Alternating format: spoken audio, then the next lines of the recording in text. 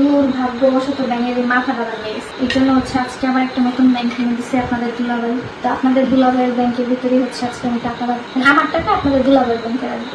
আগামী 7 দিন পর শর্মিলার বিয়ে। এবার আলম হাসানকে সরাসরি বিয়ের দাওয়াত দিল শর্মিলা।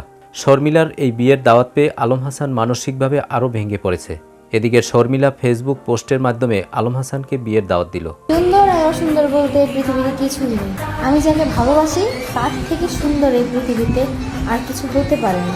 আমাকে আমার মতো করে বুঝতে জানে। শর্মিলা আলম হাসানকে উদ্দেশ্য করে বলে, মানুষের রুহের কথা, মনের গভীরের কথা আসলেই কবুল হয়ে যায়। সংসারের প্রত্যেকটা জিনিস আমার খুব শখের ছিল। আপনাকে একসময় পূজা করতাম। আমার হাতে গড়া জিনিসগুলো অন্য নারী এসে ব্যবহার করবে, এগুলো সহ্য করা আসলেই অনেক কঠিন। তার চেয়ে মৃত্যু অনেক শান্তির।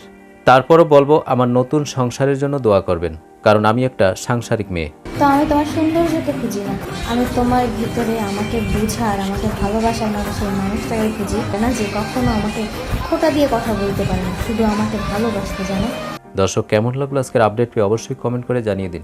আর ভিডিওটি যদি ভালো লাগে লাইক, কমেন্ট, সাবস্ক্রাইব করে আমাদের পাশে থাকুন। ধন্যবাদ।